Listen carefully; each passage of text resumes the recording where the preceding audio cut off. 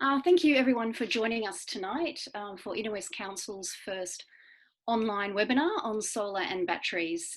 My name's Cribbo Ackerman and I work for the Green Living Centre, which is an initiative of Inner West Council. And this event tonight is a collaboration between the Green Living Centre and the Australian Energy Foundation. Behind the scenes tonight, we have Anna Molchansky from the Australian Energy Foundation, who's handling the IT side of things. And if you do have any technical difficulties, please let us know through the chat box, which is on the bottom of your screen. There's a little chat box for those of you who are familiar or unfamiliar with Zoom. That's where you need to go. Also wanted to let you know that we are recording tonight. So please have your video off and your sound. That's your microphone. So please turn those off. Also from the Australian Energy Foundation is Ian Moxon, who will be presenting to you tonight about solar and batteries. There's Ian. He'll for the first hour. After that, he'll be joined by my colleagues from Council. There's Sonia Williams, Renewable Energy Innovation Officer, and Andrew Newman, who is a Senior Planner with Council. Hello, Andrew. If you could save your questions till the end, to the Q&A, that'd be good. Ian will ask you to type them into the text box. And if you do think of something during the presentation, that's fine, you can also text it in, but Ian will leave the answer till the Q&A section at the end. And yeah, so I would now like to acknowledge, make an acknowledgement to country. Okay. So I would like to acknowledge the traditional custodians of the land on which we broadcast, the Gadigal and Wangal peoples of the Eora Nation, and pay my respects to elders past, present and future, as well as all elders on the lands in which this broadcast is being watched. This is and always will be Aboriginal land. Okay, I'm just, can't see the full screen. Here we go, yay. So, before I hand over to Ian, I'll just say a few words about Inner West Council, what we're doing, and also the Green Living Centre. So Inner West Council is taking the issue of climate change very seriously, and we declared a climate emergency in March 2019. Then in November 2019, we adopted a climate and renewable strategy, which will direct Council's actions to mitigate emissions and find solutions to the emergency. Council undertook a study of community attitudes to getting solar and what reasons people do or do not have for installing solar. And this study was one element of the research that went into and informed the climate and renewable strategy. Council is supporting the Inner West Council, the Inner West community to go solar through events such as this and the Solar My School program, which Sonia is involved with and we'll talk about later. Council engaged the Australian Energy Foundation to provide an information and quote service and for Council, and this is part of that service.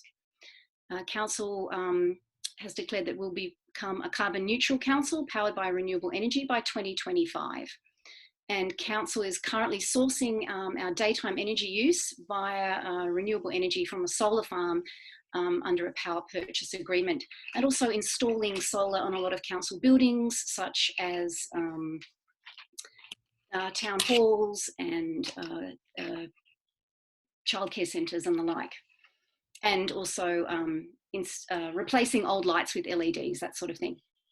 So the Green Living Centre is an initiative of Council, and we support the community to live a more sustainable life. How do we do this? Well, through workshops and events, which are usually face-to-face, but obviously currently we're moving them online. One of these events is the Footprints Eco Festival, and the top photo shows people at the festival. The second photo is of some compost bins at the Marrickville West Community Garden, where we held a compost and worm farming workshop last year, and we hold those regularly, and we'll be moving those online as well. The Green Living Centre also runs a Community Leaders in Sustainability course each year, or and that's actually on hold at the moment, but it is an opportunity for local residents to develop a project with an environmental outcome, positive environmental outcome for the Inner West community. And the last photo shows the team with one of our volunteers at the Summerhill Neighbourhood Feast. So we go to festivals as well and talk to the community about environmental issues. So if you want to engage with us, you can through education at Green Living Centre and through our Facebook, Instagram and newsletter. And if you go to the council website, you can type in Green Living Centre and you'll find us that way. So I'm now going to hand over to Ian for the presentation, and we'll see you at the end and for the questions. Thanks very much for coming. Great. Thanks, Krivo. Cheers. So, I'd like to do an acknowledgement of country as well. So I'd like to acknowledge the traditional custodians of the land on which I'm broadcasting from. It's the Darug people of the Darug Nation, and pay my respects to elders past, present and future, as well as the elders on the lands in which this broadcast is being watched. This is and will always be Aboriginal land. So thank you for those people who have also joined us tonight to see this presentation. There's a number of different elements we're going to go through.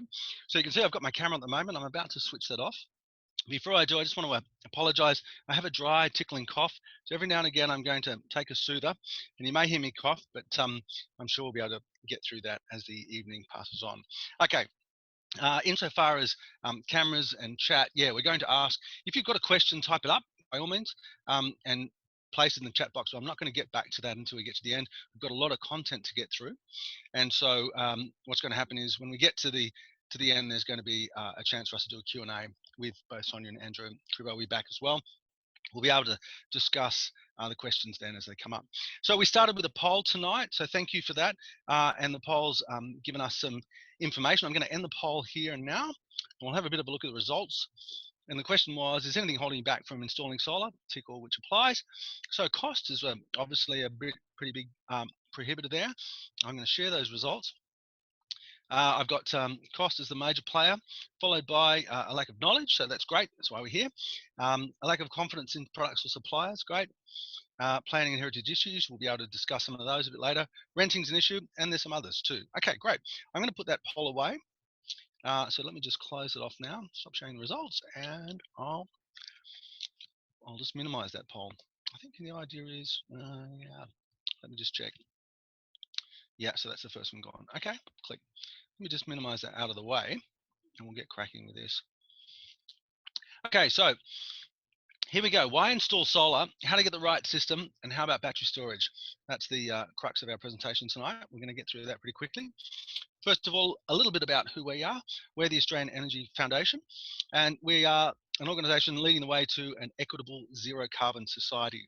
We consider ourselves a for-purpose organisation whose work benefits all Australians. So some people sort of use the model not for profit. We consider ourselves for purpose.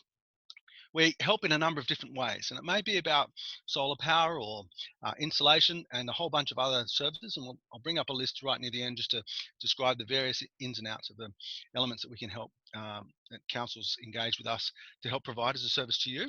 But yeah, the idea is that we can help you understand how to make your home more energy efficient, connect you with fully vetted suppliers. So we have a process that goes through that for you. So you can buy with ease and confidence. Our goal is to, present to you a trusted and independent advice towards making, a good decision about investing in something like solar and batteries or other energy efficient measures. And there's a range of those that we can do that with. Okay, let's get into it. Why install solar? Good question. Hang on, I've got another poll. Just give me a moment to get that out. Poll number, hello, we might still be sharing this one. Let's move on to the next poll. Okay, poll number 2. Here we go. I'm going to launch this poll. And the poll asks the question, I'm really hoping I get some engagement here. Poll asks the question, why do you want to install solar? You've got a few choices here. Perhaps it's an environmental decision. So I'm hoping that people will be able to jump in and put some, give us a bit of give us some feedback. Perhaps it's to save money, become a bit self-sufficient. All of those are good pursuits. So we won't go on for a long time. Anyone who's standing back a long way from the computer, now's your chance to come up and give us some information there. We've approached the halfway mark. I've got a lot of people. Maybe I'll even count that down. How does that sound? Do we start with a drum roll? Okay, that was tacky. Here we go. I'll count it down from here. 5, 4, 3. Quick, get your votes in. 2, 1. One more vote. Can I get one more vote? Is there someone out there still waiting to say something? Okay, I'll round it off at that. Oh, there. Thanks you very. Oh, there's some more coming in. Excellent. We're going to end the polling now, and I'm going to share those results. Here we go. Let's have a look. Share results. There's a whole lot of people here motivated to reduce their carbon emissions, and that's a fabulous goal to work towards. Photovoltaics can really help. Okay, to save money, that is a very worthwhile pursuit, and particularly we've seen a great spike in energy use in homes since the COVID-19 more lockdown. People are at home more, using more power. Not surprised, and of course to become self-sufficient. So that's good to know. Let me stop sharing those results now. 42%. That's good. Thank you very much. That's great. Okay, let's. I'll just minimize that screen again. Here we go. Let's move along with this presentation. Australia's in a solar boom, and what we've seen is a vast increase in solar take up in the last few years. Just to put some perspective on this, I live outside of Sydney in the Hawkesbury district, and I built a house that's off the grid, and I run on a solar and battery system, so I'm completely self-sustained in energy-wise. And I put solar panels on my roof 17 years ago. Back then, very expensive, and very few people had done it. So it was a bit of a rarity. But of course, today, when you drive down almost every street, you'll find solar panels on roofs. So it's quite interesting to see this boom unravel in the last few years. And when you look at this map across Australia, you can see there's a great range of states have sort of thrown themselves at it. And if you happen to be a bit of a sporting person, I'd say to myself, New South Wales has got a bit of room to go there at 17.7%. It's a very high take up. It's very good. We also are one of the, of course, we're one of the largest states population wise. There's Queensland, South Australia, and West Australia all charging forward, really high solar uptake. And I think that's great. So we've seen over 2 million installations, and I think it's only going to keep going from there.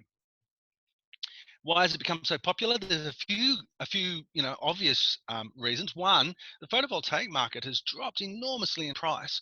So back when I bought panels, a small panel was about $1,000 for each panel. Today, the panels that I put on my roof were like 130 watts. Today, sort of a typical panel is producing sort of well into the late 200s or 300 odd watts for each panel, and the price of those panels is in the sort of somewhere around the $250 to $300 mark. The outcome is, what we're talking about is we've seen a massive drop in the price of solar panels in that time, and that drop has really been obvious in the last 5 years. Massive factories opened up in parts of in some of our neighboring manufacturing countries such as China and India and the like. We've seen a huge amount of high quality production come out of those countries, and so at the same time here in Australia, in our own particular circumstances, you can see by the graph on the right, it shows the orange line, which is a sort of general sort of CPI prices just gradually creeping up. But you see the price of electricity suddenly took a leap somewhere around sort of 2007, 2008. We saw a giant increase in electricity prices. Excuse me. So there's a little bit of a little bubble up near the top of the screen there, and then it came back down for a second while we did some adjustments. And now I've seen them climb up again. So, at the same time as photovoltaics have come down in price, we've seen an increase in the price of electricity, which is probably driving more people towards that investment. We also saw some great incentives from various governments, and there is still a federal government incentive in place. So we'll keep going. I can come back to some of those details a bit further down the track. But yeah, so we can see that there's been a drop in price, and there's been a big uptake in installations. You can get great returns. So the thing about solar panels, you can kind of quiz that sort of graph in every which way you'd like, but basically the thing I'd like you to concentrate is the payback time, which is up there on the right. Sort of 3 to 7 years is what we're talking about. It's a little hard to get investments that return their, the capital in 3 to 7 years. So, compared to a lot of other things that are going on in the economy, photovoltaics are really a good financial decision. And the idea that there's a range there, 3 to 7 years, why is there such a range? So basically, if we're talking about someone who's at home using power a lot, then during the day when they're generating electricity, their payback period is very quick. It may be as little as 3 years.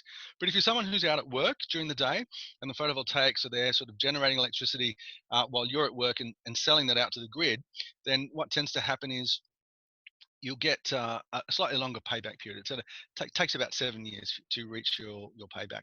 But at the very least, you can expect a sort of 30 to 60% discount in your electricity use. So these are figures from Curtin University, and there's a whole lot of variables in here based on daily energy use of 25 kilowatt per hour. But we're going to go into some of the mathematics a bit later. The great thing about it is to know, there are variables: how much sunlight, the price of electricity, cost of the system, how much you use yourself, the position of the panels. Those things all have an impact. But we're going to learn a bit about that as we go along tonight. So let's just talk about the elementary side of this. How do solar panels work? It's actually pretty simple. So the diagram here, I'm just going to walk you through using the numbers to help bring us to the points.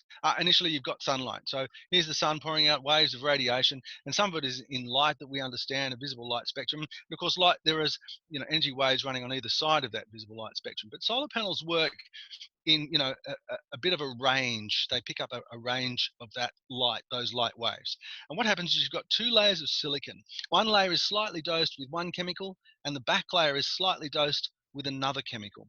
And so the idea is that as sunlight passes from the sky through the solar or onto the solar panel, then the first very thin layer of silicon actually causes electrons to be shed from that light, from those light waves.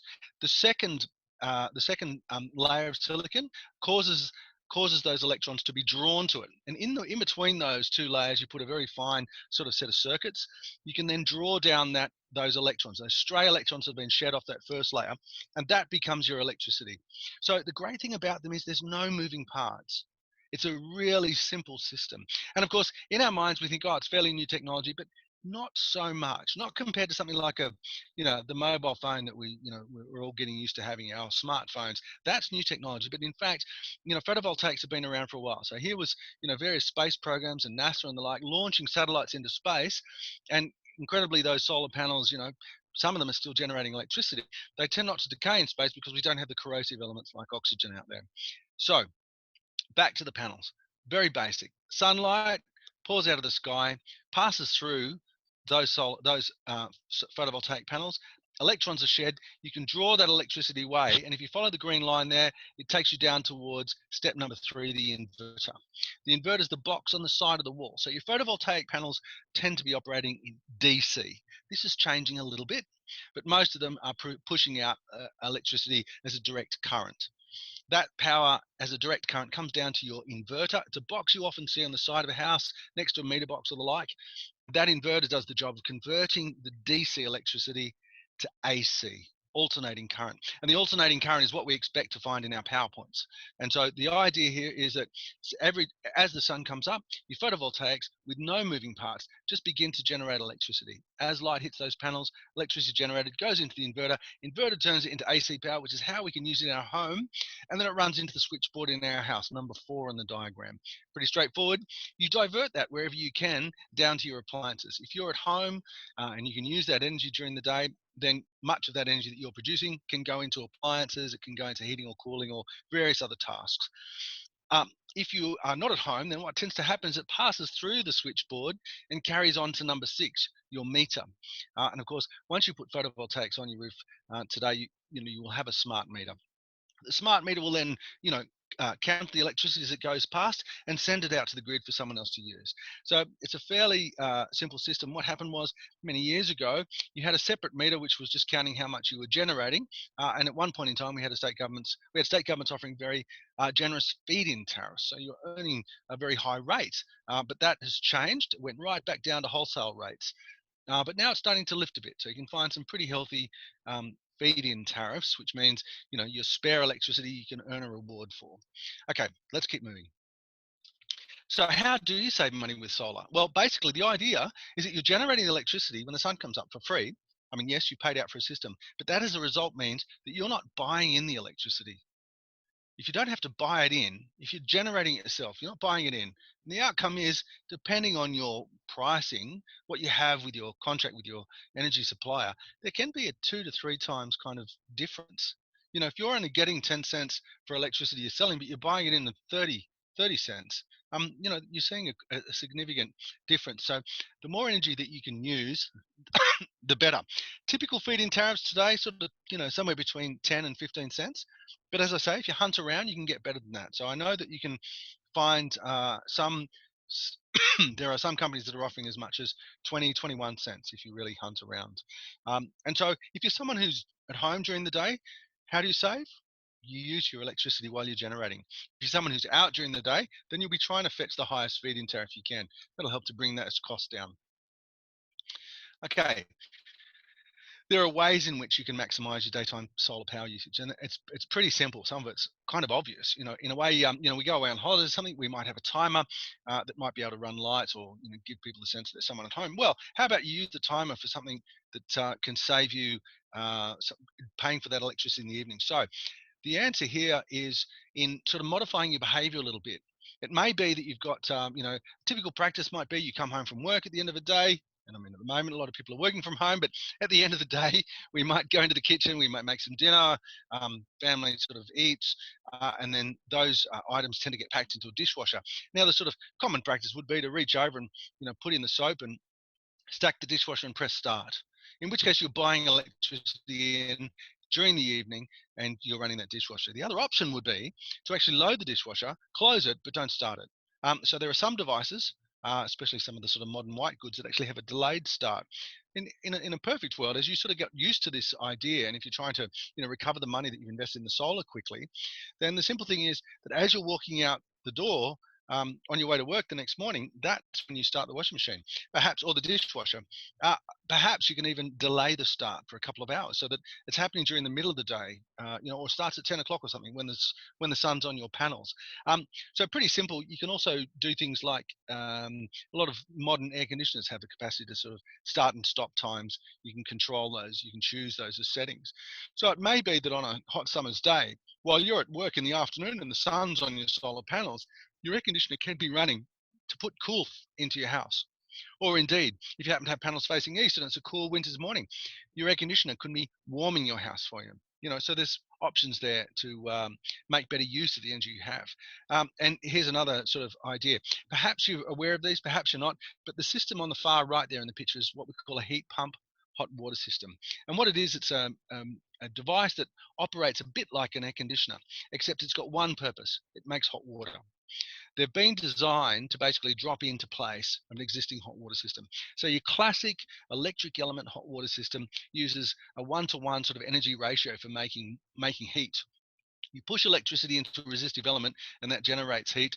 The element resists the electricity, the heat gets passed off into the water, and thus you've made some hot water. If you've got that off peak, it's not all that expensive. But if you wanted to take that environmental step, the device on the right there does the same job, but it uses something in the order of about 25 to 30% of the energy that a normal electric hot water system would use. So it's somewhere in that sort of 70 to 80% energy saving. And how does it do it? Well, it uses a refrigerant gas and a compressor, just like the way your fridge is a metal cabinet holding cool and expelling heat. This is a metal cabinet that holds heat and expels cool. So yeah, that cool. That's kind of very good. Let's keep going. How do I get the right system for my home? Talking about solar, there's a number of things to look for. So you need to sort of get a bit of an idea about panels and inverters, size, price, position, and supply. Now, before we move off this slide, I just want to draw your attention just quickly. You can see a chap there with a hard hat on, a harness, carrying a panel up the roof. There's a series of metal rails running across the roof, and that's what the panels are being fastened down to. And then on that top row of rails, you can actually see some quite heavy, looks like black cabling. Some of it's sort of coiled up. I just wanted to bring your attention to that because that particular type of cabling system that we're seeing there, it's actually an example of one of the modern types of inverter systems. And I'm going to come to that a little bit later. But I just wanted you to just draw your eye for a moment to the right hand side there in that picture, to just have a bit of a look at that top rail and to see that black cabling, because that's how an installer would install photovoltaic panels that have other types of inverters. We're coming to that soon. Okay, let's keep going. Of course, yeah. How do I get the right system? Well, let's find out. You've got to understand a little bit about the size and how to work out how much is the right amount of solar power for you. And what I've got here is it's a sort of basic. This is going to be a basic calculation. And we're not all mathematics geniuses, but this is actually pretty understandable. Just give me a minute to go through it and describe it out. So if you consider that solar panels over time have gradually gotten bigger and they output more electricity. So if we take the diagram on the left there, it shows the panels approximately a meter wide and approximately 1.7 meters long. So I put photovoltaic panels on my roof 17 years ago, and the panels were only about 1,200 long and only about sort of 700 mil wide. And effectively, there were fewer of those individual cells. Sorry. Modern panels have a great amount of cells. Also, the density of the energy that you get from the surface area has increased and increased. So today, typically panels are about a meter wide and about 1.7 meters tall. And they can be, for instance, a 250 watt panel, or perhaps it's a little bigger. It might be a 300 watt panel, or even a 330 watt panel. And today in the labs, they're getting even higher rates.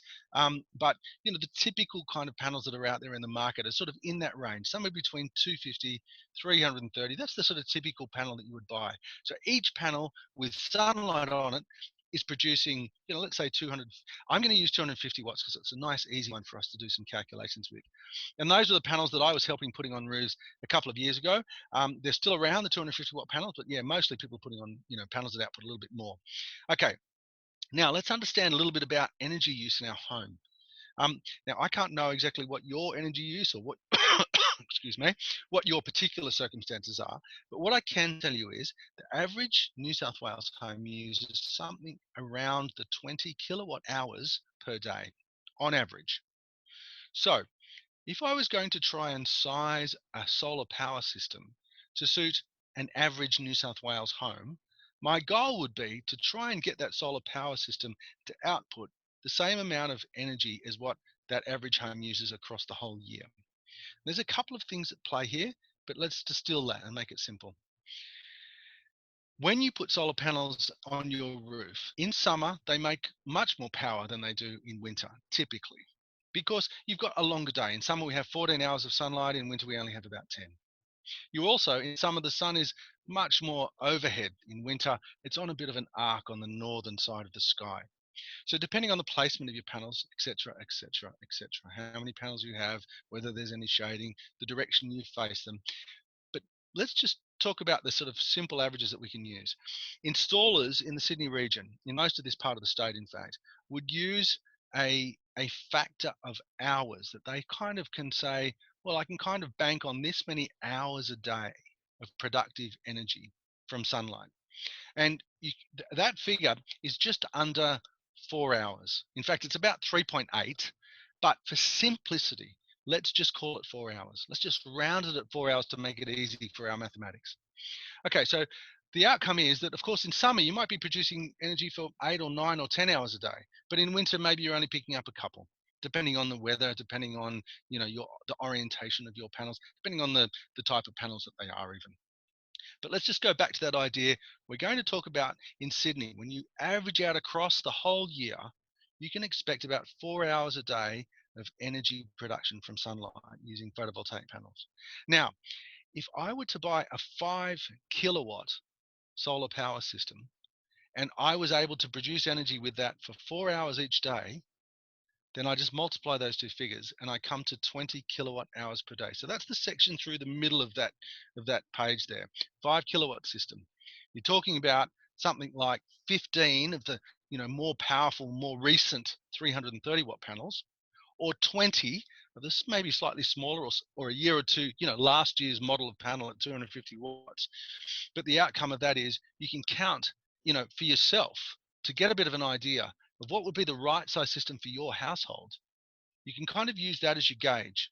Approximately 4 hours a day of production times by a certain number of panels. So 4 panels will give you 1 kilowatt. If it's a 250 watt panel, 4 of those will give you 1 kilowatt. 20 will give you 20 will give you a 5 kilowatt system. Okay, and the outcome is 5 kilowatts times 4 hours a day is going to bring you to the 20 kilowatt hours. Okay, so That's how you size a solar power system. And then if you're to go down the path of getting solar, then that's exactly what an installer is going to do. They're going to say to you, can you get electricity bill, please? And tell me how many kilowatt hours per day you use on average. And so that becomes something that you'll need to consider. Because in an ideal world, if we're going to make this investment and you've got the roof space, if you happen to have the roof space, why not get it to balance out? Okay, let's keep moving. Enough of the maths. Enough. Move on. Okay.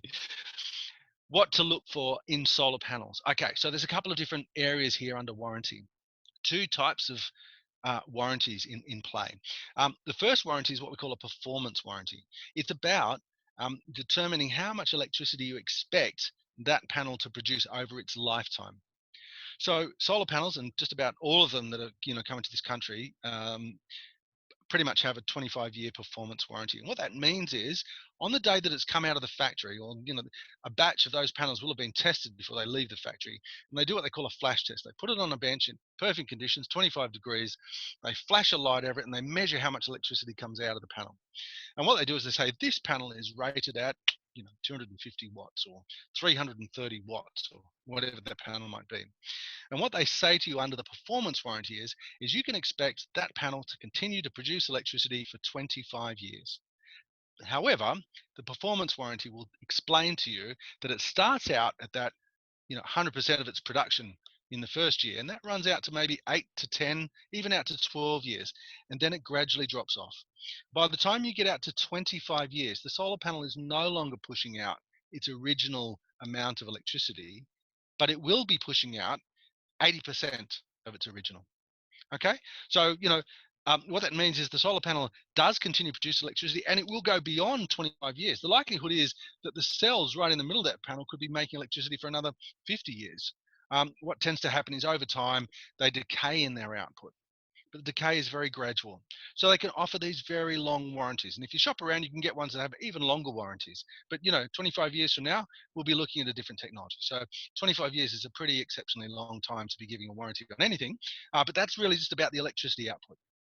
The next warranty is what we call a product warranty, and that's talking about the quality of the item that you're looking at, the piece that you're actually holding in your hands. The glass, the silicon joint, the aluminium frame, the cabling that comes out of the back. The UV coating on the cabling and the connectors that join up to it. The workmanship in putting it together. That stuff is called a product warranty, and that tends to be about 10 years. That's typical of what you'd expect in solar panels. There are cheap ones, and you can get them with lesser warranties on product warranties. And my simple advice to you here and now is, if you buy cheap, then it's likely that you may be, it's very likely to be buying trouble. My advice to you is don't buy cheap. The cheapest thing on the market often doesn't have the length of time that you'd like it to operate for. Okay, so that brings us to the third point there, reputable brands. If you can get someone who's in the market for a long time, someone who's, you expect is going to be staying around, someone who has an office here in Australia, and someone who's, at the top of the industry rather than someone necessarily at the bottom. Here's a list of some of those brands, and there's a range there. I'm not saying one is better than the other, but there's some big players in the market. Trina is one of the really large players. LG, there we know LG. They make a whole range of things. The panels that I put on my roof aren't even on this list. They're made in Japan. Kyocera made mine. They make printers and a whole range of electronic equipment. But look, this is not a full and exhaustive list. This is just a list of some of the panels that are out there that we consider to be reputable. So if anyone wants this presentation, of course, we'll be able to send it out at the end in the coming day. So you don't have to quickly jot these things down. We can actually send you a copy of the presentation.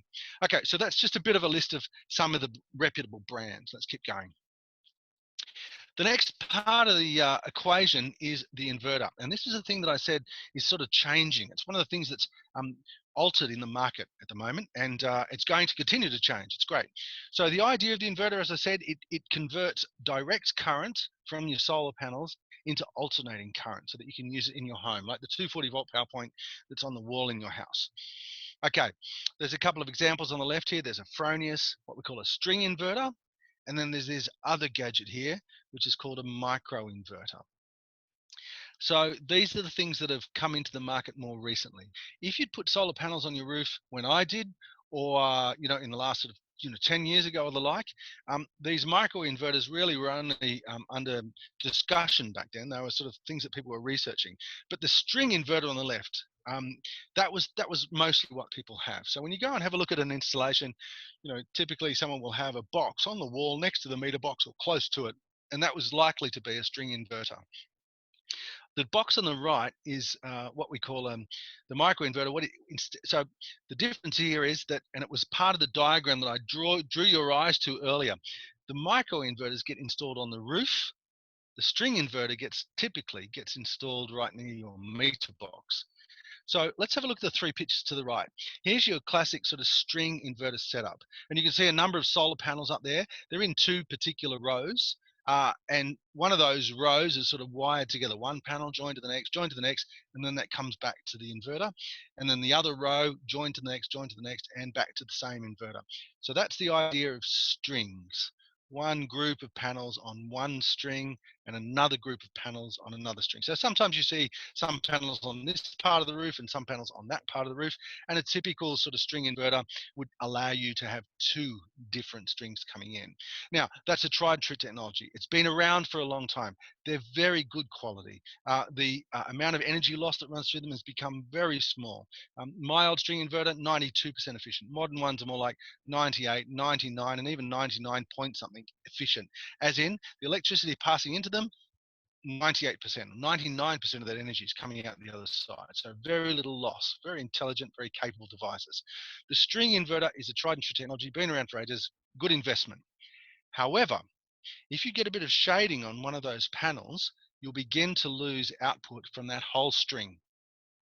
And so that's a little bit of a, if you're someone who's got a limited amount of space on your roof, or, if there's a bit of shading because of a tree or perhaps a neighboring tree or a tree that belongs, that you don't have any control over, then you can be losing a portion of your energy production. Thus, the introduction of those new devices, power optimizers and micro inverters. And the goal here is that you can control each panel individually. So on the micro inverter, like this Enphase system, which is the second picture on the left there, the micro inverter gets plugged. It actually is a separate fitting that gets mounted to the rails underneath the solar panels. And that was why I was asking you to draw your attention to those heavy black cables. Those heavy black cables were in preparation for laying down these Enphase micro inverters. And so what happens is the installer initially lifts out a few roofing screws or moves the tiles, fastens some brackets, puts everything back in place, lays down rails and fastens them to those brackets, and then you often put on a couple of cables to join the solar panels from one end of a string to another. But if you're doing these micro inverters, you lay out this heavy black cable and it has a series of lugs, and these micro inverters then get clamped to the rails. The solar panels go on top of them and plug into the micro inverters. And same with power optimizers, it's another sort of version. You still have an inverter down at the house or in the meter box, but each panel is controlled individually. And so the outcome of that is, if you get a bit of shading on one panel or another panel, it does not affect the whole string. Each panel is controlled individually. So there's a great benefit to those if you're restricted. There is a slightly higher price involved, but it's one of those technologies that's come along. There are now solar panels that actually have the inverters built into the panel, all ready to go. And so the outcome is the panel itself is outputting at 240 volts, etc. Anyway, so that's a bit about inverters. String inverters, tried and true. They're cheaper to buy. Unfortunately, you can't monitor the individual panels, but if you've got a good clear roof space and plenty of sunlight, then a string inverter is a good investment. And any underperforming panels, unfortunately, will have an impact on the rest of the string.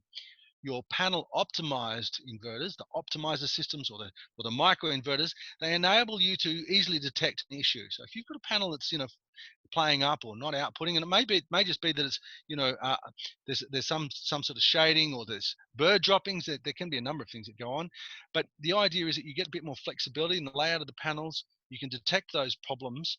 It's a little more expensive to outlay for the system in the first place, but you get the maximum benefit from those solar panels because each one's being controlled individually.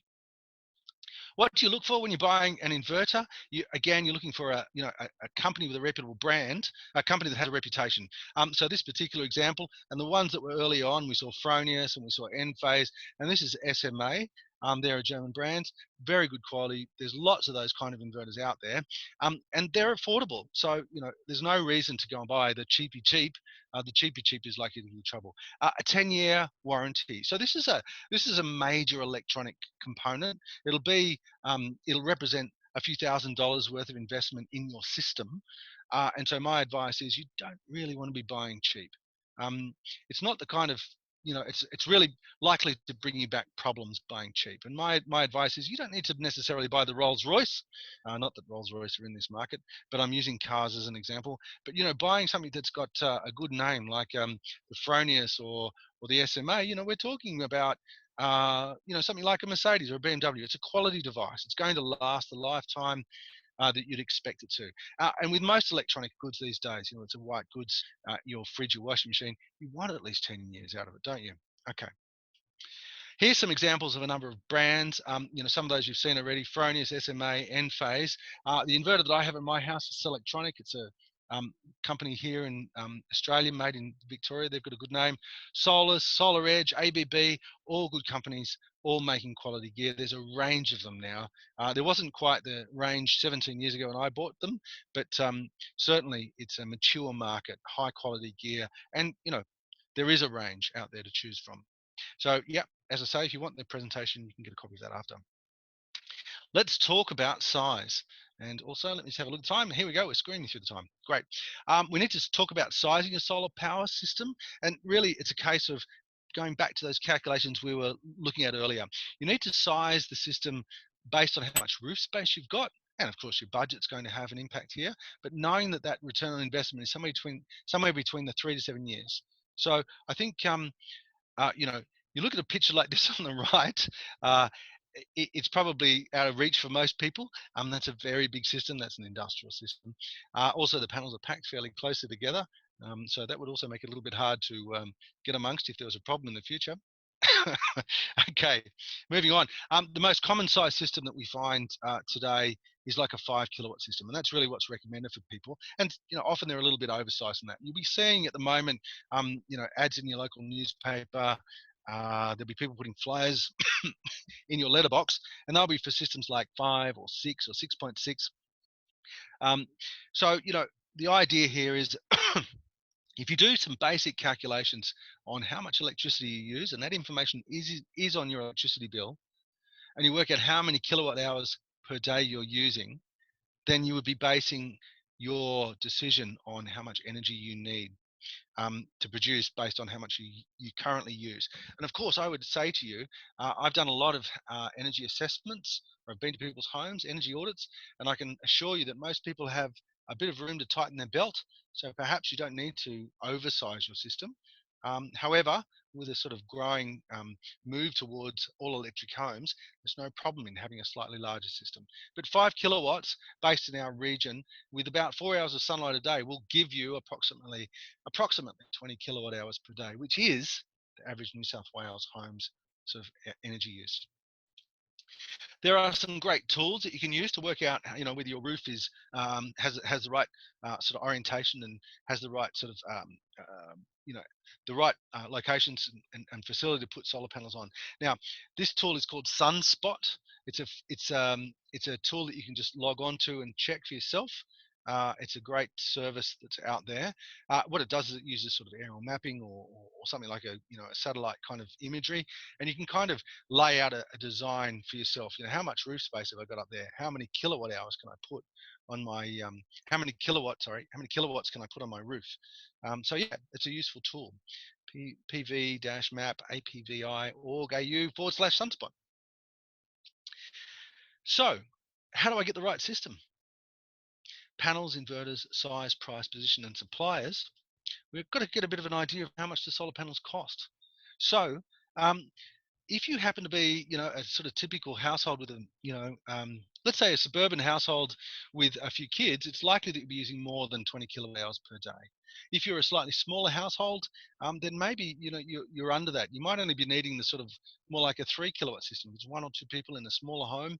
If you're particularly frugal, if you're very energy conscious, and of course, if you're an even larger family or it's a fairly inefficient home, then you'll be using way more. So, what's the right size for you will really depend on, the best thing would be to grab 4 electricity bills, and that way you can see your sort of seasonal variations from summer to winter. And if you have a look at your electricity bill, the number of kilowatt hours per day you use will be on that bill. Often we tend to get focused on the dollar figure, how much are we spending each quarter. But in fact, if we let our eyes stray around the bill a bit, there's usually a little chart that tells you what your average kilowatt hours are per quarter, per day, and then you add the last 4 bills up, and you begin to sort of add those 4 together, divide them by 4. That's my average per annum. Okay, so for a typical 5 kilowatt system, these are the kind of prices, somewhere in that range, $5,500 to $8,000. Now I know a lot of people are going, hang on a minute, are you for real? I got an ad in the paper saying I can get a system for less than $4,000. Yes, you can. The answer is, of course you can. Are you going to be getting the high quality panels and a high quality inverter? I'm inclined to think you're likely to be buying into something that's not quite at the quality that you would like. And considering the amount of investment money we're putting here, my advice to you is don't buy cheap. So the guy that I've been working for on and off for years, he now spends 1 to 2 days a week to simply driving around replacing cheap inverters that were put on when there was a bit of a rush about 5 to 7 years ago. And it's really commonplace. These, cheap systems went on. The inverters would fail after, a few years. And the outcome is you go to chase up the person who installed it. They've gone. The company doesn't exist in Australia, and then you're on the phone or over the internet trying to chase up a manufacturer from overseas about a warranty for a company that doesn't exist anymore. So that can be a bit of an issue. You end up buying a second inverter, which changes the whole value proposition on the investment in the first place. So if it's good quality gear, I expect for a string inverter system, you're paying somewhere in that range, $5,500 to $8,000. There's a lot of variables there, how your roof height is, access, the items that you choose, the brands that you choose. If you're going for something that has micro inverters or optimizers, my expectation is you'd be paying more in the sort of $8,000 to $9,500. But the outcome is you'll be maximizing the output from those panels. Those prices already include the deduction that you'd get from the federal government under the small scale technology certificate system, which is the rebate system that we're used to for photovoltaic panels. That rebate system is here for the long term. We hope, we expect. It's been sort of legislated to be phased out at about 7% each year. So when you're talking about $3,000 for a 5 kilowatt system, the federal government's chipping in and paying a rebate on the actual amount of energy you're producing. They're not paying for the inverters or the cabling or the wires or the labor. The price comes off the actual amount of energy generation. So that's how the rebate system works, based on the size of your system. So if you put in a 3 kilowatt system, it'll be less than it'll be less than the 5 kilowatt system. You put in a 6 or 7 kilowatt system, then you get a slightly larger rebate, but it's based on how much energy you produce. Okay, let's keep moving. Position. I was kind of referring to this earlier. In an ideal world, if you happen to have a great north-facing roof, that would be perfect. And in Sydney, you would tilt your panels up to 34 degrees. Ideal. It means that you're getting those panels optimized for the sunlight, excuse me, in the shortest part of the year, shortest daylight hours of the year. So on my roof, because I am off the grid and because I run off batteries, I have my solar panels tilted up. Now the roof on my house is only at 22 degrees pitch, but I then have some little frames underneath the back of my panels to tilt them up that bit further. Takes it up to 34 degrees, and that means in winter I'm collecting as much sunlight as I possibly can. I have a north-facing roof, and I have my panels tilted up. However, I want you to understand that that's not critical anymore. It's not critical for you in your place, because the outcome is that we have the solar panels have dropped significantly in price. And if you have a bit of roof space available to you, it's okay to have panels on a different orientation to north. Also, if you were to look at now, I might just very briefly just bring my video back in for a second. I'm hoping you'll be able to see me in a moment. I'll just bring my screen back up so I can see myself. Let me just bring the full screen up. There we go. Great. I'm glad. I'm just going to use my phone as an example. So if this is a solar panel and it's mounted back on your roof, the idea is that you can actually have, in a perfect world, they're tilted up so that they're getting the very best orientation of sunlight. The power is coming in directly perpendicular to the face of the panel. But in fact, solar panels are very good.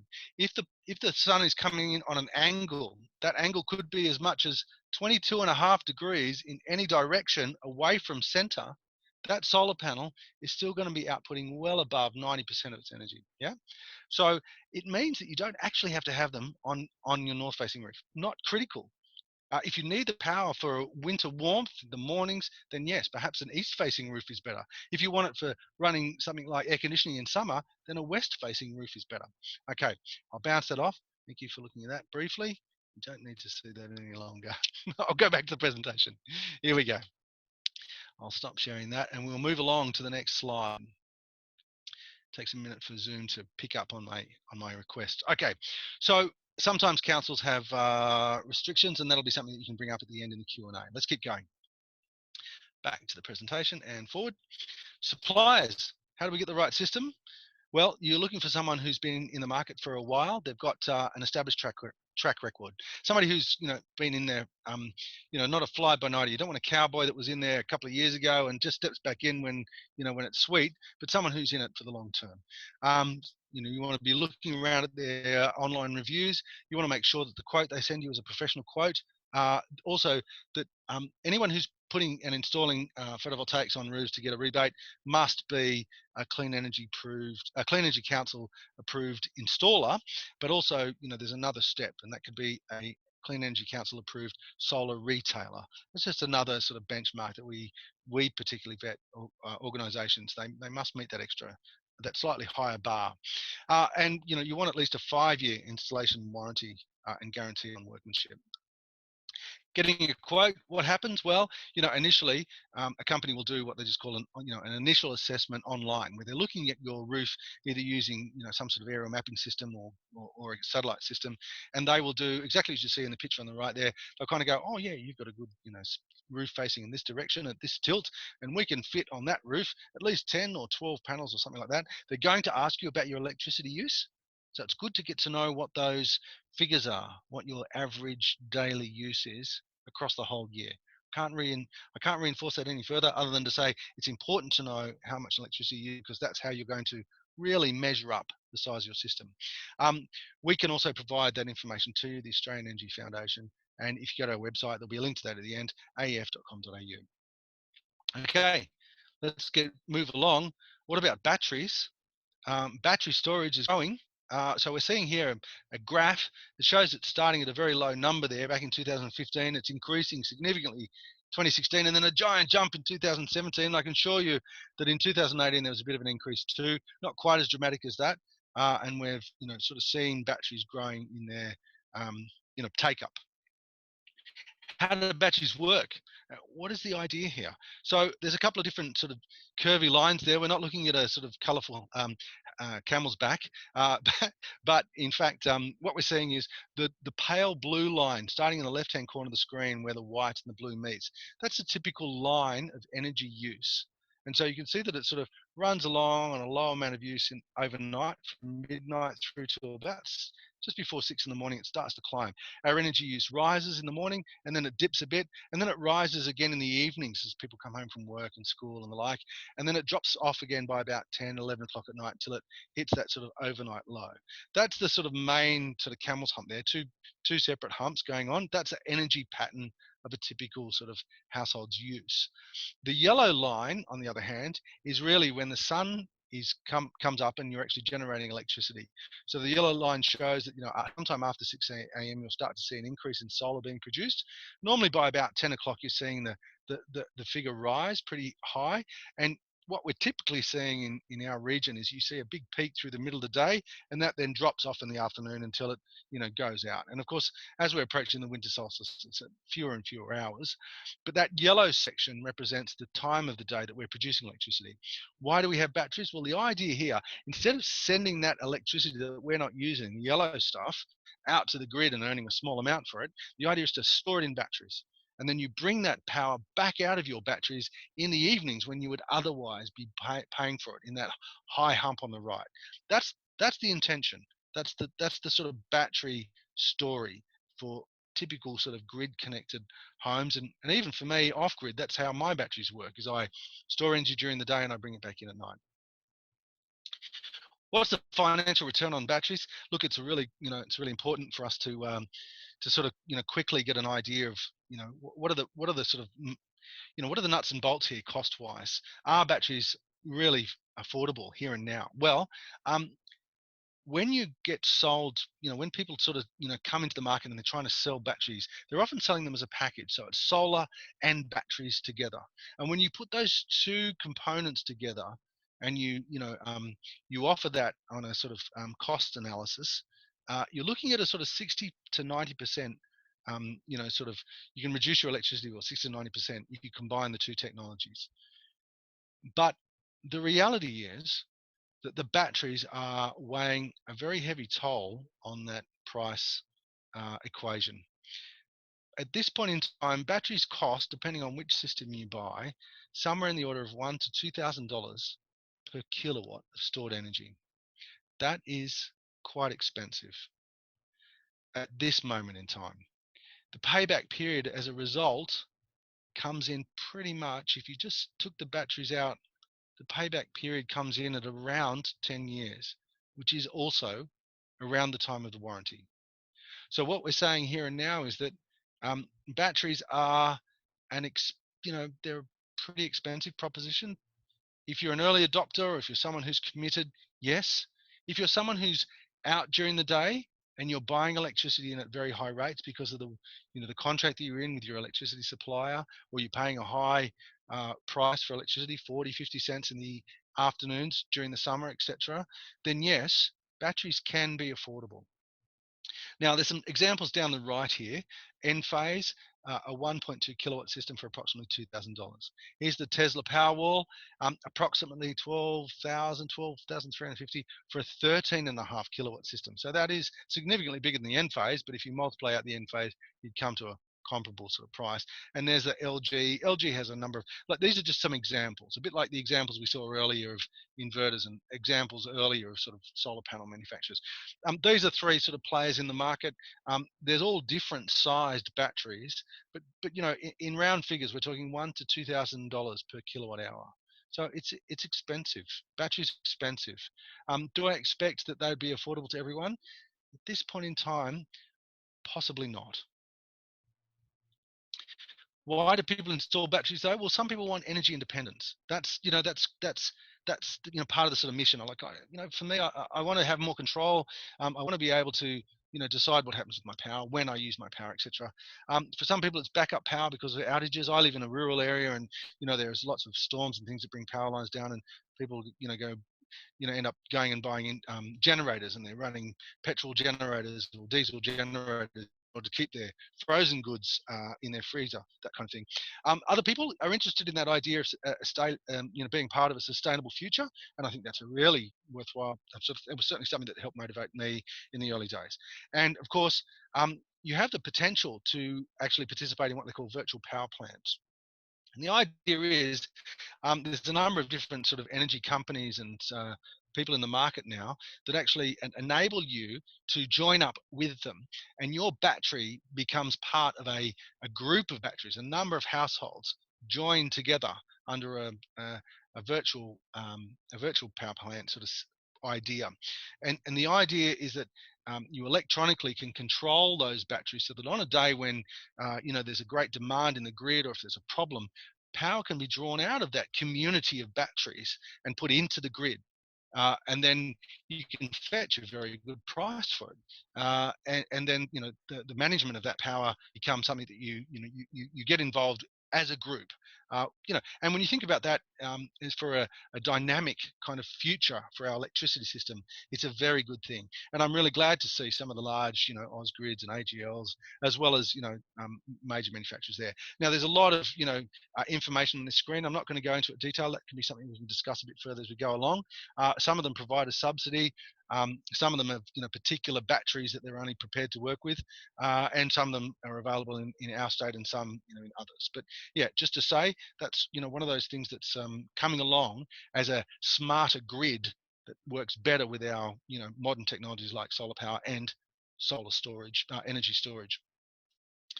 How do you choose the right battery? Again, we want that reputable brand.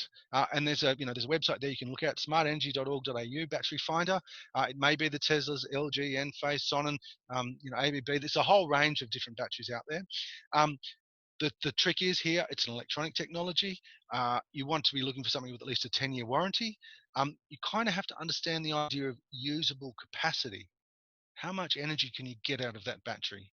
How much is actually usable? Can you run your whole house on a battery system? Well, you'd be paying a lot if you're someone who uses heavy electric use in things like air conditioners or washing machines or hot water systems that use hot water. That kind of stuff draws a lot of power. It's likely that a battery is only really going to be able to provide you with a small amount of power. But the idea here is something like for instance, the Tesla Powerwall. They say that sort of about 70%. The idea is to take about 70% of a household's energy use and store it into a battery. So that's the purpose there.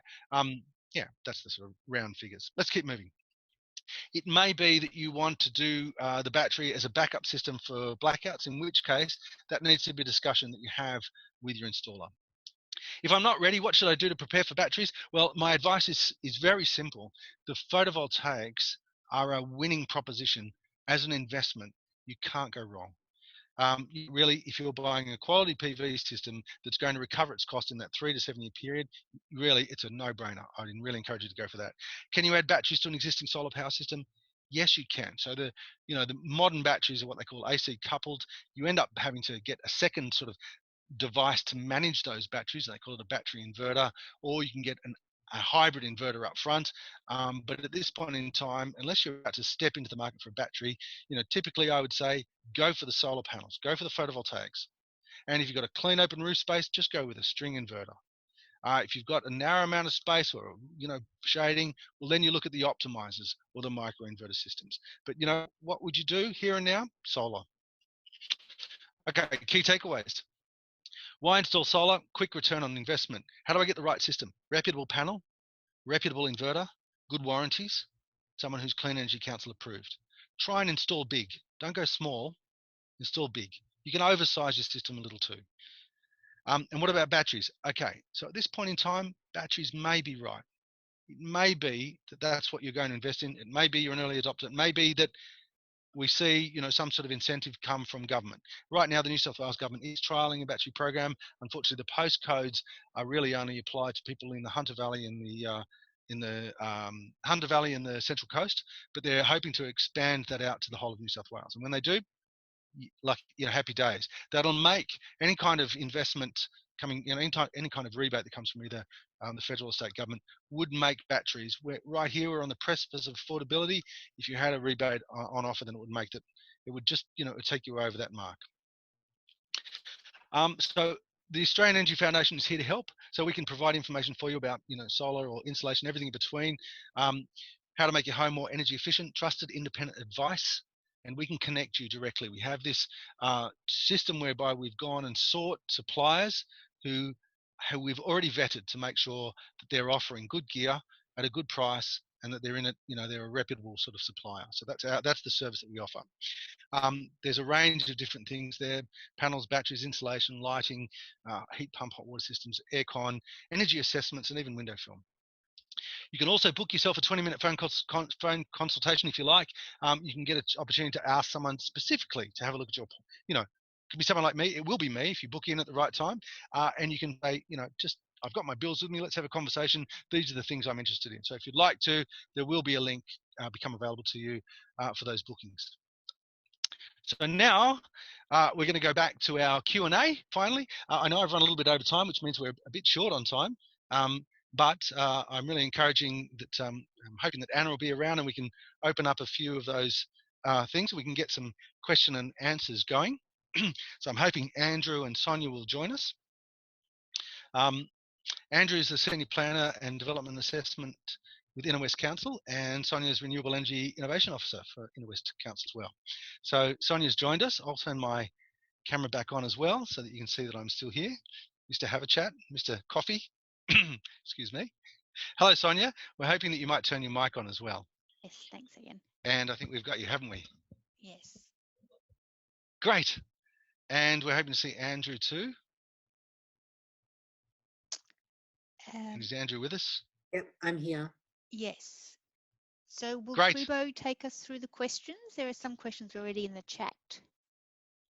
Great. Let's start going through some questions. Hello. Yeah. Hello. Hello. Okay. There's no video for me at the moment. Thanks very much for that, Ian. Okay. So we do have some questions. We've got a question from Jane saying, I live in a terrace in Enmore. The orientation faces west. Last time we investigated solar, there were issues with our house orientation and with the shadow of the chimney. Can these issues be overcome with advances in technology?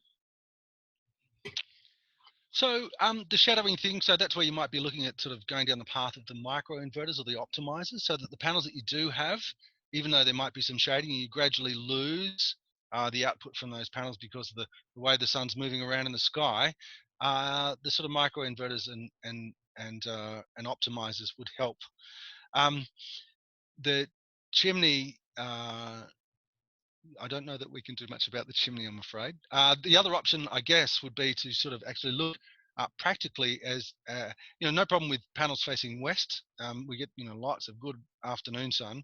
And also, certainly in summer, if you're someone who's, I don't know if anyone else experienced a hot summer, but I certainly did. So having power generation on a summer's afternoon is actually really beneficial. So yeah, I would consider, going back and revisiting. I guess the shading, potentially even lifting the panels up a little higher on some sort of framing system may enable you to have a bit more power generation. Okay. Rob asks, any advantage of frameless panels if low roof pitch? So you can get panels, they've been around for for a while now, sort of flexible panels and panels that can be fastened down to things like, you can actually sort of glue them down, and they're an amorphous type of panel. I think you only need something like about a 10-degree pitch in order for panels to be self-cleaning. And I'd be surprised if there were many roofs that were less than 10 degrees. When you put solar panels up on a roof, out come some screws. You put a bracket down, an L-shaped bracket into the roof, sitting over the screw hole, and then you put in a new screw in its place. You then have this bracket sticking up, and then rails get mounted across. So you can actually adjust the height of the rails, and you can slightly adjust one end higher than the other, so you get a little bit more pitch. So if you have a very shallow pitch, even just adjusting the rails that come with panels now would give you a little bit more pitch if that's what you need. But yeah, I'm not sure if you're going for, like, all of those kind of panels that have those specialties, like if it's a flexible panel, or the price begins to, it's a lot higher. The middle of the market is the cheaper stuff. It's the more affordable stuff, and it's it's pretty easy to use. Okay, great. What is the full lifestyle impact of solar systems? Okay, yeah. So the life cycle on photovoltaics, there's been arguments in the past about, the chemicals used in them, the time it takes to recover them. It's a really short amount of time. We're talking under 2 years now for photovoltaics to recover their energy use and their footprint, if you sort of count it out as a sort of carbon footprint. Insofar as the sort of management of the life cycle of the products, at the moment, solar panels, it's fairly elementary. What's going on is that mostly the aluminium frames are being knocked off them, and they're basically just being stored on pallets as thin layers of glass with silicon in them. What we're seeing is in countries in Europe, there's some really advanced technologies coming along insofar as fully recycling. I mean, the panel on the front is just glass, which can be recycled. The chemicals inside the sort of electronics, can be drawn and used again if they're able to be brought out. It's a number of sort of solder-like chemicals, and the silicon itself is pretty simple. So there's a great potential for it to be recycled. At this point in time, we haven't got comprehensive recycling in Australia. There is some recycling going on, and what I know is that we're looking at the examples that are going on overseas to employ, because we're going to see panels come on to them, needing to be recycled in the years to come. There's certainly a big flood of panels went onto roofs 10 years ago. So 10 or 15 years from now, we're going to need systems to deal with it. But yeah, the examples are out there. we don't have great systems just yet. Write to your local council. I'm Okay, playing. we've got a question. If we have an existing solar system from 2014, Trina panels and Enphase microinverters, we're thinking of renovating. Any thoughts if we needed to take the panels down or renovate or change the roof line? Yeah, look, so the issue is that over years, panels and the standards actually change for these installation. So, if you ask an electrician and installer, I'd like to just move those panels over a bit and maybe install a couple more to give me a bigger system. They tend to be a little hesitant to do so, because as soon as they start pulling those panels down off the roof, for them to go back on the roof, they have to meet new standards, and that often means quite a bit of effort and expense. Just as a practical thing, as I've done this, removing solar panels can be quite difficult sometimes. The actual stainless steel and aluminium fastenings that hold them together, the chemicals in them begin to bind, so they become quite hard to take off. The outcome of doing that is that for an installer to come to your house and take a small system off, move it, put it back up, at the end of that day's work, or perhaps even 2 days' work, but probably just 1 day's work, you're looking at having spent quite a bit of money, and you're actually generating zero more electricity. And so you're more likely, unless you're a limited amount of roof space, the installer's more likely to say, leave that system in place and let's just put on another system beside it. Now, in the instance where you're sort of taking it off and then renovating and putting it back on, it actually may pay you to look at replacing the system with new gear and going bigger. The good thing about the Enphase microinverters is that you can simply add to them, which is great. They're one of the few, that's the great benefit of optimizers and microinverters, is you can add more panels. So it's possible. I guess it'll be a case of getting some quotes and seeing what what your installer suggests.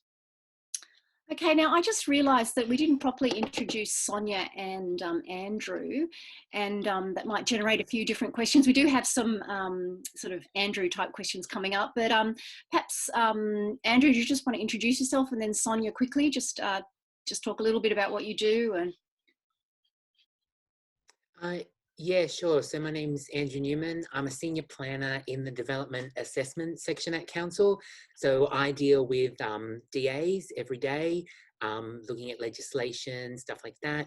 And I can help you out with questions about, whether a DA is required and how any planning stuff might work. Yeah. Well, actually, we've already had a question like that. But yeah, Sonia, over to you. Well, thanks, Cribbo. Yes, I work with a number of the schools in the Inner West Council area to do solar feasibilities for larger systems, but also am working on some new models for increasing the uptake of solar beyond single home owner-occupiers.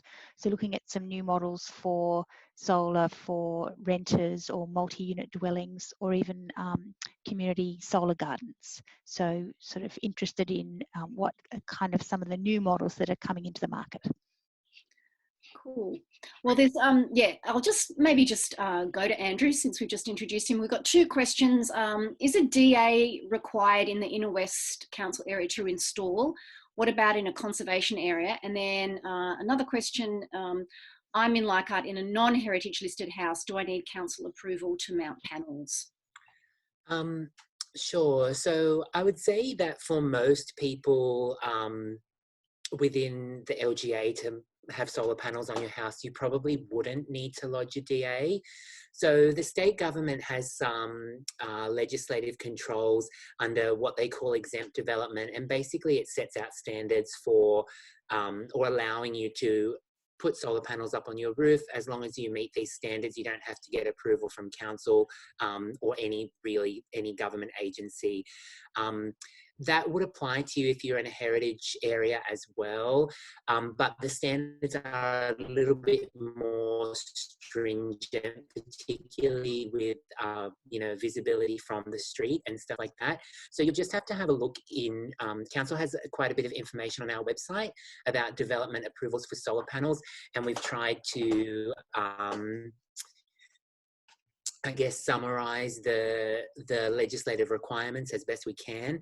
But you'll have to have a little look about what specifically applies to you and see if you do need to lodge a DA. But I would say for most people, you probably wouldn't need to, as long as you can adhere to the standards, which are fairly open. But if you are confused about it or anything, you can always contact council and we can help you out as well with your specific site. Yeah, the main things I would say for heritage are not visible from the street. And the second one is you can't have overhang. So the panels can't go right to the edge of the roof or the gutter. It needs to be half a metre inset. And then there are also some restrictions to the level of tilt angle for frames. So tomorrow I'll send everyone an email which will include a link to the pages where you can find that information on council website, as well as the link to the 20-minute consultations if you want them, and a link to a recording of this webinar. So great, thank you. Okay, so back to some other questions. How big a battery would we need for a 8.8 kilowatt size system? Oh, so how physically big would the battery be? Do you think that the question Yeah, is? I think it's what's the physical size of the 8.8 kilowatt hour battery? Right. Yeah. So I've seen the LG 8.8 battery. You know, I'm just going to approximate. I don't have a catalogue with me, but we're talking probably around a metre across, but perhaps only 200 to 300 mil deep, and maybe standing up off the ground. They're sort of like a perhaps not quite a metre, maybe 700 or 800 high. So it's like a that's what I've seen them installed close to the ground because they're quite heavy. Not crazy heavy, but you know they tend to be in that sort of. I'm just trying to think of what something else might be. Imagine a large suitcase you might take on a holiday. You know, like a fairly large kind of suitcase size, but mounted up against a wall generally. So about a metre by about a metre by about 300 deep. That's what you'd expect. Okay. And LG make a couple in those. You know, you can get smaller ones, so it may be that you decide to stack them higher and you put two smaller ones up. There's a lot of variations there, but yeah, they're not physically all that big. If you've got a narrow sort of walkway down the side of your house, then that would be an encumbrance. You know, if it's a fairly narrow space, you would find that would affect your access. Yeah, but yeah, some of them are quite shallow.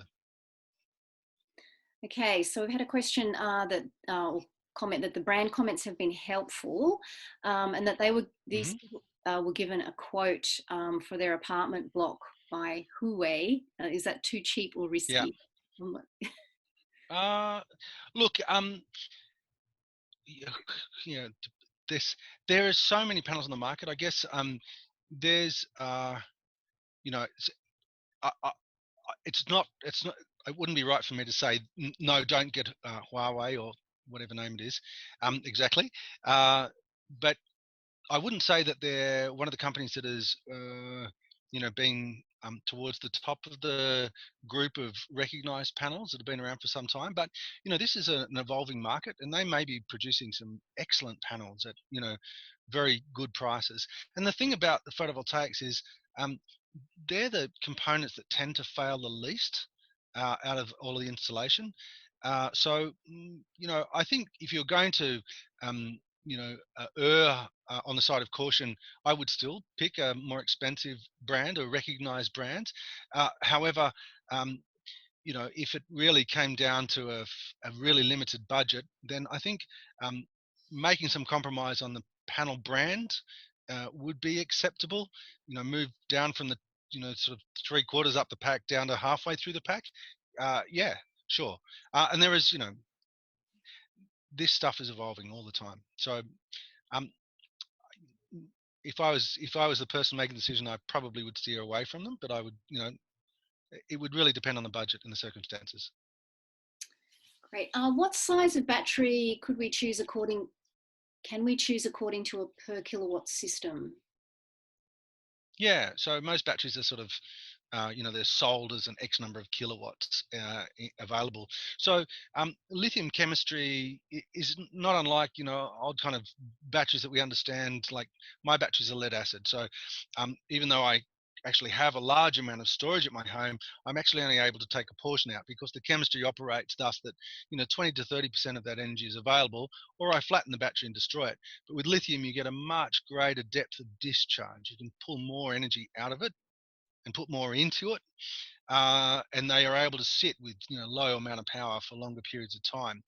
So it's very variable. So if you think about your energy use, and then you talk about buying the amount of power you need to give you what you want, and I just try to get some perspective on energy. A classic little electric radiator, one of those classic little tiny bar heaters that we used to have at home with a little coil along the front. A very small one of those is 1 kilowatt. And if you run it for an hour, that's 1 kilowatt. So if you go back to that battery that we showed, there was a Enphase there, 1.2 kilowatt battery for $2,000. That battery is going to let that little radiator run for 1.2 hours. Yeah. So if you're talking about a fridge, it might be 200 or 300 watts over the course of a day. You multiply out its use. Yes, sizing the battery is important. Choosing a battery that's right. My suggestion is that here and now, one of those smaller battery systems, if you buy a cabinet that's able to take more batteries, and it may pay you to get a small battery now, and as you can afford it, keep adding or stacking batteries to them. The systems like the Tesla Powerwalls, they're designed to just, here's a big lump of power sitting on the wall. Yes, you'll be able to run your lights in your fridge and your gadgets at home. You're unlikely to be able to run your aircon for very long. Okay, we've still got quite a few questions, so I'm hoping people will be able to hang around maybe for an extra 5 minutes or something. Question about costs, solar PV costs. How long will this continue? I guess going. How long should I wait?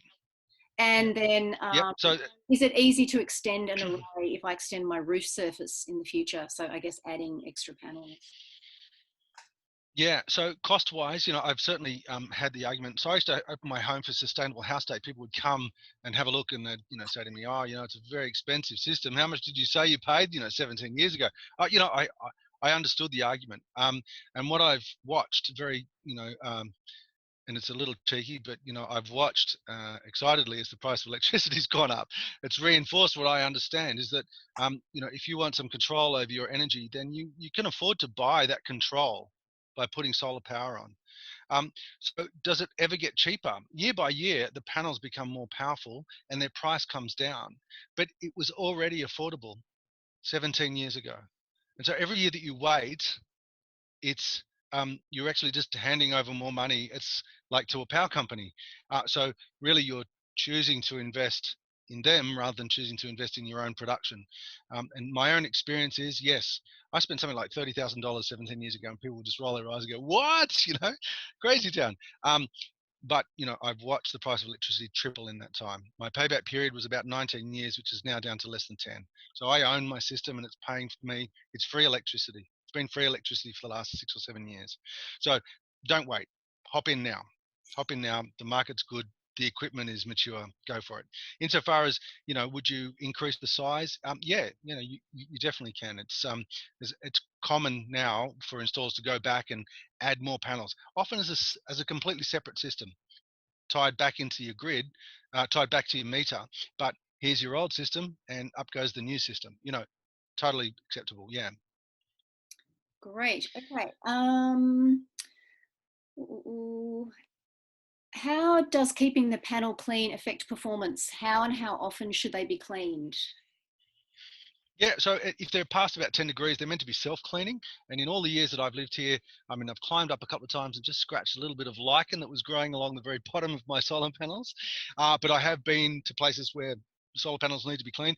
We had a big dust storm that came over about 9 or 10 years ago. I had to wash the dust off my panels, but basically they're self-cleaning. Past 10 degrees, they're meant to be self-cleaning. If you need someone to do that, if you're under if there are trees nearby or birds leaving droppings or something, it may be something you do more frequently. If you're not comfortable about getting up on a roof, then you'd hire a professional who can do that for you. They would suit up with a harness and they would use a soft bristle broom and, probably water, but perhaps some mild detergent. You wouldn't blast them with a jet, any kind of jet sprayer. But yeah, it's not something you have to do all that regularly. Is solar hot water better than battery storage at current prices? Yes. Sorry, there's the answer. Yes. Storing hot water is a very efficient way of making use of energy that you can produce yourself. Storing electricity is very expensive by comparison. Yeah. Gillian's asked about, the footprint and life cycle discussion earlier. Should we be focused on energy efficiency changes like retrofitting double glazing to reduce the renewables as a first kind of step? Yeah, so as an energy assessor, I can assure you that things like improving the performance of your house is a really great investment to make, and I would encourage you to go down that path, definitely. A good installer would probably encourage you the same way. The photovoltaics is a pretty easy out. I'll just live the same sort of lazy lifestyle. I'll just pay for a whole lot of solar to offset my use. But yeah, my advice, I come from the field of energy efficiency. I live in a very efficient house. Make those changes. Things like double glazing. We're in a temperate climate here in Sydney. Mostly I would have said to you a couple of years ago, 6 to 8 weeks of hot weather, 6 to 8 weeks of cold. That's changing. That's definitely changed in the last couple of summers that we've seen. So some of those expenses may or may not be my first choice. Like double glazing is quite expensive. If you're in a colder climate, if you're up in the Blue Mountains or the Southern Highlands, yes. If you're someone who's particularly vulnerable, or you're south-facing house, then perhaps. But there's a whole lot of energy efficiency that you can do to improve your home. Okay, there's actually just one or two more questions. I can see solar panels from the street everywhere across the Inner West Council. So are installers a useful initial advisor about council approval? Yeah, it's your local installers. If there's bound to be some understanding of what the council requirements are. My suggestion, anyone who's come along today, come back to council. Council has the information. I'm sure that Andrew, Sonia, Cribbo can help direct you to the right. The correct answer for your area. But yeah, there's no problem getting initial advice from an installer. They might go, I did one up the road here, or I've done 6 in this suburb. They've got a bit of an idea often. Are they the right person to ask the fine questions about heritage? Probably not. Yeah, I would agree with that, Ian. If a resident knows that they're in a heritage conservation or even that they're a heritage item, it's in their best interest to tell the installer up front. If they don't know, if they've just moved into the area and they might know, then yeah, we can easily check that for you. On the approvals page for solar on the website, there's the phone number for the duty planner. So it's just a simple reference on our records. Or there is even a heritage search. You can do a heritage search on the state government register as well. Okay, fantastic. Last question. Another question just snuck in. What's your view of the Redflow Z-Cell zinc bromide technology? Whoa. Lovely. I love the idea of it. Unfortunately, it has this, you kind of need two. If you're someone like me who's off the grid, and I'm really excited about the idea of having a battery system that isn't full of toxic chemicals, but Redflow is really just clever pumps and plates that energy exchanges through. However, the system requires about I forget how many days, I think it's every 3 days, it needs to completely discharge and then recharge itself so that it's ready to do its work in order to give the lifespans that it's projected to use for. So you effectively have to buy 2. It's because on that day, otherwise you don't have any power. So I have a friend who's does training in Victoria, and he's got he's got a system. He also says that he says they're a little noisy as well. You need a bit of space. I love the idea that we use salt water and recycled plastic as a kind of housings to make massive batteries, available batteries to everyone. And a few years ago, there were, I think it was Aqueous batteries that were coming from the States. And, I was really excited about those. Unfortunately, the company had some issues with their early batteries and they failed. But the Redflow system is stable, it's very good, and it will definitely have a number of really useful applications, I'm not sure that it's going to be domestic houses until they alter it, make it a bit, scale it down in size, and make it a bit more affordable. It wouldn't compete with lithium ion at the moment. Okay, last question, and I don't know if this can be a quick answer or not, but we have a 2019 Nissan Leaf. Any thought on vehicle to grid paired with solar PV and or solar hot water? Fantastic idea. Yeah, look, it's hard to believe, but we will all transition to electric cars in the next decade, pretty quickly. At the moment, it seems like there are very few options. Good on you for having the Nissan Leaf. I'm in the market for looking for one of those at the moment. I have a friend who bought an electric car and put a massive PV system on his roof up in Katoomba, and so the guy drives around for free. It's great. Oversize your system a bit on the PV to allow for that charging. You can get slow charging and fast charging outlets. You pay a little more for the fast charging. Your PV probably won't be able to fast charge your system unless you've got a big roof space. But in essence, anyone who's looking at putting on photovoltaics, I think 10 to 20% oversize is no problem. If you're thinking about going down that path of electric vehicle or moving to, induction cooking, electric hot water running off, heat pumps or something, yeah, oversize your PV, no problem. With feed-in tariffs, you recover the money. So, yeah, I think go for it. We're all going to be doing it. So at the next presentation, you can tell us the result of your investigation. Okay, well, look, thank you so much, everyone, for coming tonight and for your questions. Thank you particularly for Ian and for your fantastic presentation, and to Sonia and Andrew as well, and for Ian for answering questions. Okay, I'm going to appear for one moment. I think. Hey, Kubo. Wave. Oh no. Yes, you were there. Oh, I can't see. Anyway, yeah, thank you, everybody. Tomorrow I will send you the link to this webinar. You'll be able to access it for a month only. And I'll send you the links to our council pages and if you wanted to book in for the 20-minute assessment. So thank you, everybody, again. It's great to have the interest. And if you have any follow-up questions, please do get in touch. Okay. Great. Thank you. Thank you. Thank you, everybody. Bye. Bye. Thanks, Ian.